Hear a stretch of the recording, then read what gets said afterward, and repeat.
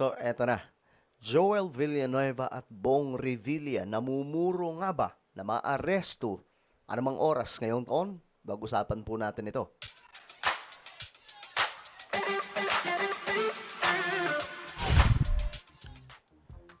Okay, mga sanggay, magandang oras po sa inyong lahat. This is me, Sangkay Janjan, I'm back. At ito pag-usapan po natin itong malaking balita tungkol po kay Joel Villanueva at Bong Revilla na ngayon ay nangangamoy rehas. Nako, mga sangkay, matindi to. Anyway, bago tayo magtuloy-tuloy, no? Sa mga hindi pa po dyan nakakapag-subscribe, dating gawi.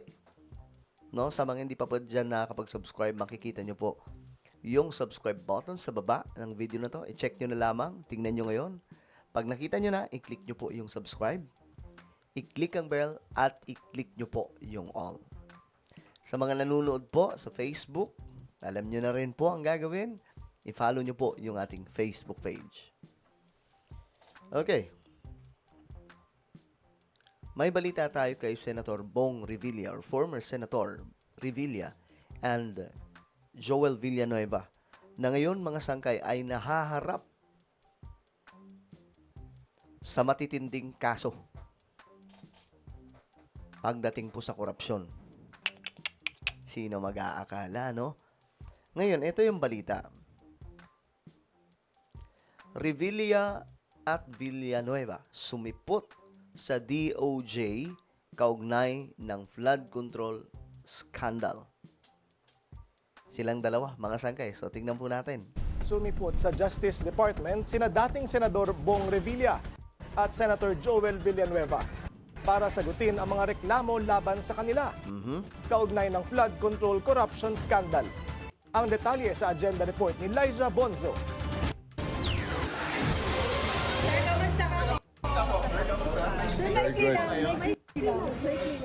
Walang basihan at hindi ka panipaniwala. Ito ang iginiit ng kampo ni dating Senador Bong Revilla Jr. sa panibagong reklamong inihain laban sa kanya kaugnay ng isa na namang flood control project sa Bulacan. Kaninang umaga, nagsumite ng kontrasalaysay ang dating senador sa Department of Justice. Kinumpirma ng legal counsel ni Revilla na ito ay panibagong reklamo. Sa madaling sabi, ang mga aligasyon laban kay former Senator Ramon Bong Revilla ay walang batayan. Yung mga ganitong complaint na fina-file na walang batayan, para bang final lang, para lang mangharas o mang-abala ng isang individual. Okay, yan po yung sigaw ng kampo ni former Senator Revilla, mga sangkay, na itong mga binabato daw po sa kanila ay mga walang kwentang mga kaso. Inilatag lamang daw po para mang-abala, mang-istorbo, mga sangkay kay Bong Revilla. Pero kayo, mga sangkay, kayo ba ay naniniwala, no? Na sa mga ganitong klaseng statement? So, sa totoo lang, yung mga ganitong complaint, ayon sa batas at sa rules ng evidence, hindi ito dapat paniwalaan. Hindi ito dapat pakinggan. Okay. Dahil ito ay walang bigat at walang halaga.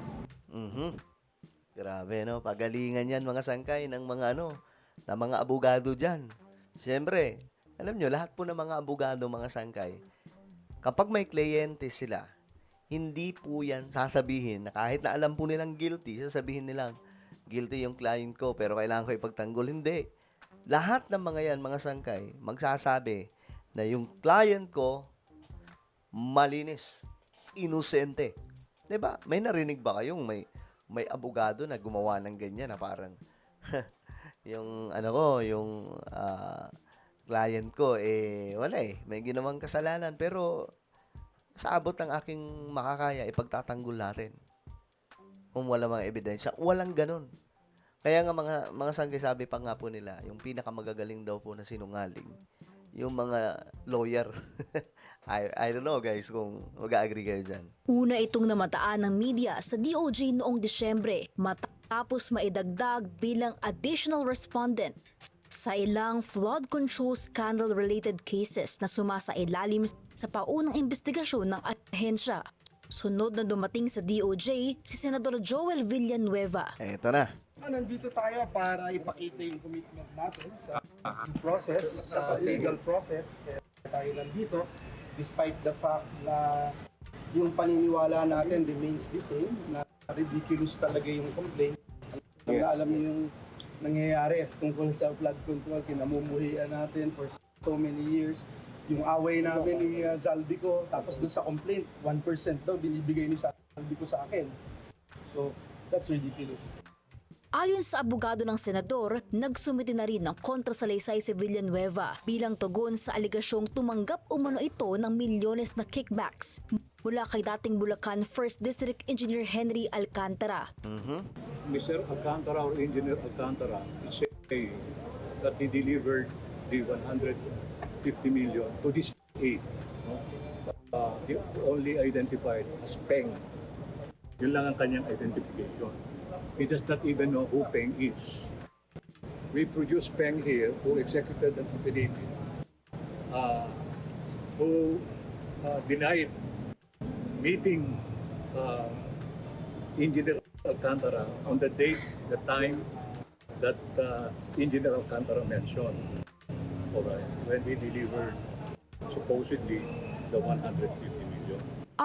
So, yan yung camp naman po mga sangkay ni Senator Joel Villanueva. No? At tandaan po natin mga sangkay, itong si Joel ay anak po ng isang pinakamataas na leader ng religious organization sa ating bansa na JIL. No? At marami nga po ang nagulat dyan mga sangkay sa pagkakadawit sa kanya, pagkakasangkot sa kanyang pangalan. But of course, mga sangkay, kailangan po niyang sagutin ang kung anumang pinupukol sa kanya. Kasi hindi po madadaan sa public image na ako ay isang Kristiyano, ako ay isang anak ng pastor, at hindi ko gagawin yon. At sa totoo lang, marami nga pong may mga ilan, may mga ilan, mga sangkay na mga anak ng pastor na gumagawa po ng kabalbalan, mga sangkay, di ba? So, well, I don't know sa side ni Senator Villanueva, pero magbabase po yan sa evidence. No, both side, kasi lahat sila sinasabi nilang, hindi kami dyan, hindi kami kabahagi dyan. Pero kapag may inilatag na ebidensya, doon magkaka-problema. Ayon sa abogado ni Villanueva, humaharap sa reklamong Anti-Graft and Corrupt Practices Act ang senador, pero giit nito. Isang essential requisite nun, dapat you are an officer who has authority to actually disburse money. Hindi naman siya nagde-disburse ng pera. Ang disbursement galing either DBM or upon request of DPWH. Tatlong testigo ang pinroduce ng kampo ni Villanueva, isang Peng na siyang inubutan umano ng pera ni Alcantara, isang tauhang may hawak ng susi para sa compound ni Villanueva at isang chief of staff. Ayon sa DOJ, ang mga nakatakdang pagdinig ngayong araw sa ahensya ay para sa preliminary investigation sa mga kasong kinasasangkutan ng Wawaw Builders o Top Notch Catalyst Builders Inc. para sa mga proyekto sa unang distrito ng Bulacan na naiulat na 100% completed pero natagpo ang grossly deficient o non-existent. Okay, so ayun mga sangkay, yan pala yun, no? The scheduled hearings for preliminary investigation today pertain to cases involving either Wawaw Builders or Top Notch Catalyst Builders for projects in Bulacan. First, DEO reported as 100% completed but were either grossly deficient or completely non-existent. Hindi nag-i-exist mga sangkay. Diba, nakita nyo naman mga sangkay, pinakita pa po yun nila PBBM, mga ghost project for the first time mga sangkay. We witnessed sa isang actual na pagbisita ng isang totoong ghost projects na matagal na po yan nangyayari. So, ito ngayon mga sangkay ay problema ng dalawa pa lamang, marami pa po ito mga sangkay. And si Senator Joel Villanueva and former Senator Bong Revilla ay kung may ebidensya at may malakas na testigo, makukulong sila. At ayon po sa report, mga sangkay, this year daw po talaga ang pinakamalala ng damputan. So kung nangyari po nung nitong huling buwan ng 2025, marami po ang dinampot ng mga DPWH officials, including ang isa sa pinaka malupit na corrupt na tawag dito, contractor, Diskaya, no? This coming or this year 2026, marami daw po talagang matadampot at mga buhaya na po ito na malalaki. Alright? Well, ano po ang inyong opinion, mga sangkay? Naniniwala ba kayo kay Revilla at Villanueva?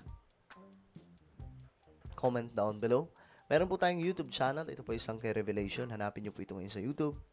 Kapag nakita nyo na, i-click nyo po yung subscribe, i-click ang bell, at i-click nyo po yung all. Ako na po ay magpapaalam. Mag-iingat pong lahat. God bless everyone.